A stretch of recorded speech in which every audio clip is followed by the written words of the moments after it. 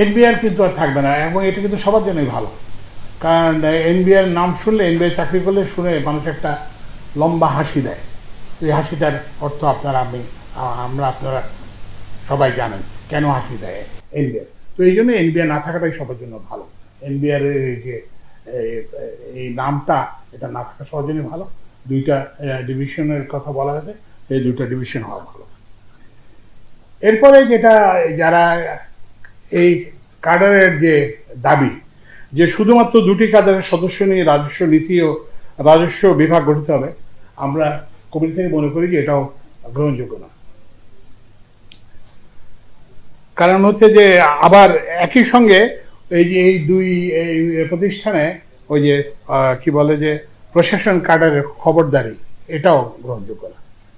ওরা বলছে যে সব লোক আমাদের কাছে হতে হবে, এটাও গ্রহণযোগ্য না। আবার এই উসিলায় প্রশাসন কাডারের যে খবরদারি, সেটাও আমরা মনে করি এটা গ্রহণযোগ্য নয়। তাহলে আমার কি করতে হবে? তো আমাদের যেটা করতে হবে সেটা হচ্ছে যে এই যে নতুন দুটা বিভাগ হবে, রাজস্ব নীতি ও রাজস্ব বাস্তবায়ন, এই দুইটা বিভাগের যে সচিব কি হবে, এই জন্য একটা নীতিমালা করতে হবে। এই যোগ্যতা থাকতে হবে।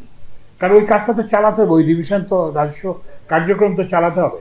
সেই জন্য একটা নীতিমালা করতে হবে।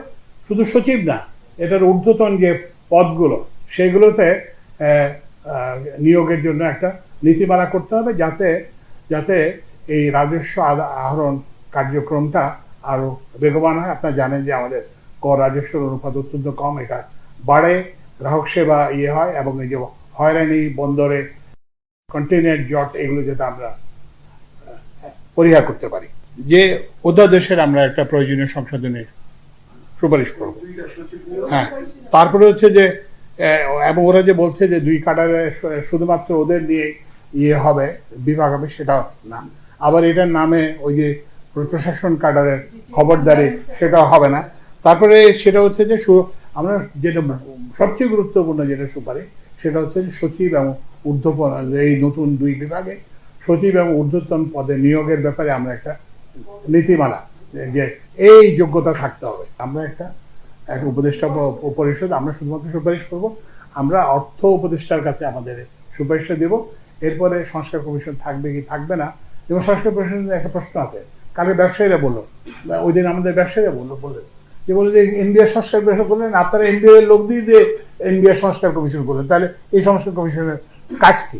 আমাদেরকে তো জিজ্ঞেস করলেন না, আমরা ব্যবসা করতেছি, আমরা এই যে 2 মাসের ইয়েতে আমরাই ক্ষতিগ্রস্ত হয়েছে, তা আমাদের মতামত কোনো শুনলেন না। তো ওই জন্য এই ব্যাপারে সিদ্ধান্ত নেবেন হচ্ছে যে অর্থ উপদেষ্টা এবং উপদেষ্টা পরিষদ, আমরা সুপারিশ করব। আমরা এখনো খবর পাচ্ছি যে যদিও তারা শুল্ক এবং আবগারি শুল্ক এবং ভ্যাট এবং কি বলে যে আয়কর বিভাগের কর্মকর্তারা যদিও তাদের কর্মবিরতি করছেন, কিন্তু ব্যবসায়ীরা আমাদের কাছে জানাচ্ছেন যে তারা কোনো ক্ষেত্রে স্লো পদ্ধতি অনুসরণ করতে হবে। তো এইটা আমরা দেখতে যাব। আর একটা জিনিস যেটা স্পেসিফিক্যালি যেটা দেখব, আমরা লাস্ট নর্মাল মান্থে ওনাদের কত রাজস্ব আদায় হচ্ছিল, ওনারা কি পরিমাণ সার্ভিস দিয়েছিলেন এবং এখন কি পরিমাণ সার্ভিস দিচ্ছেন, সেগুলো আমরা দেখব। দুদকের যে প্রক্রিয়া, এটা তো সময় লাগে। তা আপনারা জানেন যে এই যে দুদক তো এখনো ব্যবস্থা নিচ্ছে। কারণ আপনি একটা লোকের বিরুদ্ধে আপনি দুদকের হলে, তো এটা তো একটা কিছু তথ্য উপাত্ত সংগ্রহ। তবে হ্যাঁ, এটা হয়তো ঠিক যে তাদের এই আচরণ হয়তো এই প্রক্রিয়াটাকে হয়তো এক্সপিডাইট করতে, কিন্তু আমি মনে করি না যে আন্দোলনের জন্য তাদের এই দুদকের আর এটা হচ্ছে তারা যদি নির্দোষ হন, তারা ইয়েতে বলবেন যে তারা করবেন, দুদকের যে চার্জেস সেগুলো রিফিউট করবেন এবং তারা করবেন। দুদক তো দায় মুক্তি দেওয়ার জন্য বিখ্যাত। এনবিআর এর কর্মকর্তারা সরকারের আস্থা হারিয়েছেন, আপনি যেটা বলছেন ঠিক তার উল্টো। এখন এনবিআর এর কর্মকর্তা তাদের আচরণের মাধ্যমে আস্থাটা ফিরিয়ে আনতে হবে। আস্থাটা কিভাবে ফিরিয়ে আনবেন? যদি রাজস্ব আদায় বৃদ্ধি হয়, তাহলে বোঝা গেল যে তারা সরকারের আস্থা। সরকার কি চায়? সরকার চায় রাজস্ব আদায় বাড়ুক। সরকার কি চায়? যে ট্রেড ফ্যাসিলিটেশন হোক, বন্দরে কমুক, কি বলে কন্টেইনার জট কমুক, দ্রুত পণ্য খালাস হোক, এটা।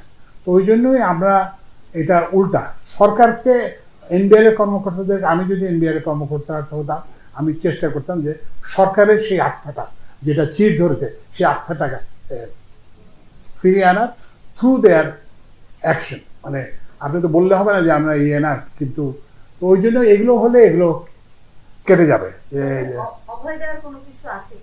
না, এখানে তো ওই যে অভয় দেওয়ার তো ব্যাপার না। যেমন আপনারা যে এখন যে বলতেছেন যে এই আন্দোলন তো 2 মাস ধরে হচ্ছিল, তো তখন তো কেউ ব্যবস্থা নেয় নাই। তো এখানে অভয় দেওয়ার কি আছে? তো এরা এখানে তো কোনো শিশু না, তো এনবিআর কর্মকর্তারা কেউ তো শিশু না। তারা দেখলেন যে 1 বছর তাদেরকে অর্থ উপদেষ্টা বারবার, এবং আমি এবং রিজওয়ানা আপা সহ আমরা মিটিং করছি, তাদেরকে আশ্বস্ত করার চেষ্টা করছি। এখানে তো অভয় দেওয়ার কিছু নাই। একটু জিনিসটা বুঝতে চেষ্টা করবেন। এখানে হচ্ছে যে তারা সরকারের আস্থা হারিয়েছেন, এবং নানান 2 মাস ধরে এইসব প্রশ্ন। একটা কি বলে যে চট্টগ্রাম কাস্টমারদের মতো একটা ইয়ে অকল্পনীয় ব্যাপার, যে ওইটাকে তালা লাগিয়ে এনবিআর সভা করতে চলে আসছে। আপনাকে এটা খাতুনগঞ্জের আড়ত নাকি, যে আপনার আড়ত আপনি ইচ্ছে নেই, আপনার শরীর খারাপ লাগছে, আপনি করে চলে আসবেন?